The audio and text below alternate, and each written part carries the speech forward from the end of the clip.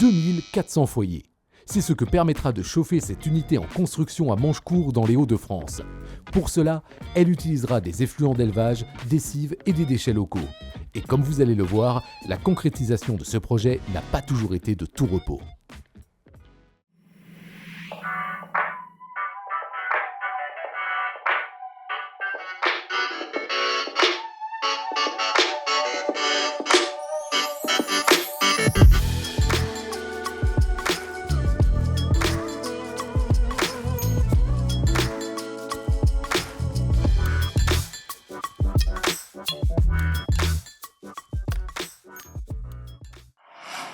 Ce projet est mené par 2 exploitations, dont la ferme Brabant, une exploitation de polyculture élevage qui vend une partie de ses produits en direct. Dès la genèse de l'unité en 2018, Stéphane Brabant a compris l'intérêt d'être le plus transparent possible vis-à-vis de la méthanisation, en communiquant avec les élus, les agriculteurs concernés par le plan d'épandage, mais aussi les riverains. Une stratégie qui a été payante la première année.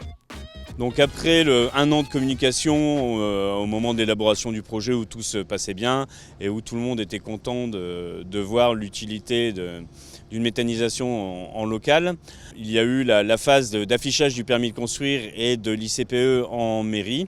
Et là, les problèmes sont arrivés à cause d'un groupe qui a commencé à communiquer auprès des habitants de la commune, à mettre des affiches avec plein de fake news au niveau des panneaux stop et des panneaux d'entrée de la commune. Et le problème, c'est qu'on avait beau expliquer que tout ça était faux, mais on avait du mal à se faire entendre à ce moment-là. Et les rumeurs se propagent très vite. Mon fils, il habite dans les champs, j'ai pas envie qu'il explose à côté de vous. Il aurait pu être tentant de faire profil bas et de continuer le projet en toute discrétion. Mais Stéphane et son équipe ont au contraire redoublé d'efforts pour se faire entendre, notamment avec une action choc au moment du vote pour le permis de construire de l'unité.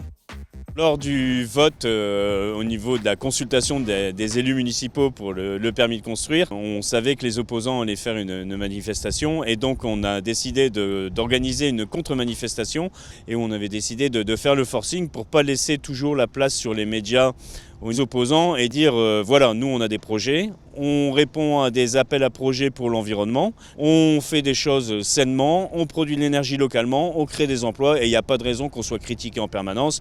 Et en fait les opposants étaient là moins nombreux que nous et la moitié des opposants sont venus manger des saucisses au barbecue qu'on avait organisé après la manifestation. Voilà.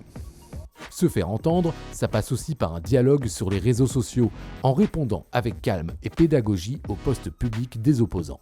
Alors communiquer sur les réseaux sociaux et répondre aux opposants, ça prend du temps, mais c'est aussi payant puisque ceux qui lisent leurs publications et voient nos réponses font la part des choses et la preuve c'est qu'aujourd'hui on n'entend quasiment plus d'opposition au projet, mais au contraire les gens sont très curieux de voir ce qu'on met sur notre page Facebook à nous posent plein de questions et nous demandent quand est-ce qu'ils pourront visiter le site en fonctionnement.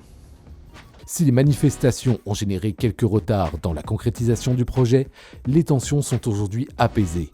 Tout cela grâce au dialogue et à la transparence des exploitations vis-à-vis de la méthanisation. En juin 2021, un comité de suivi de l'unité a même été créé pour ne laisser planer aucun doute quant au fonctionnement de l'unité. En fait, un groupe d'élus, un groupe d'habitants de la commune, un groupe d'opposants ont toute faculté à venir nous poser des questions ou venir visiter notre site pour voir comment ça se passe et éventuellement nous communiquer avec nous si jamais le site crée des nuisances au niveau local. L'unité devrait être mise en fonctionnement à la fin de l'année et pourra même être visitée lors de journées portes ouvertes. Quant à nous, on se retrouve le mois prochain sur un autre sujet afin de devenir un expert du biogaz.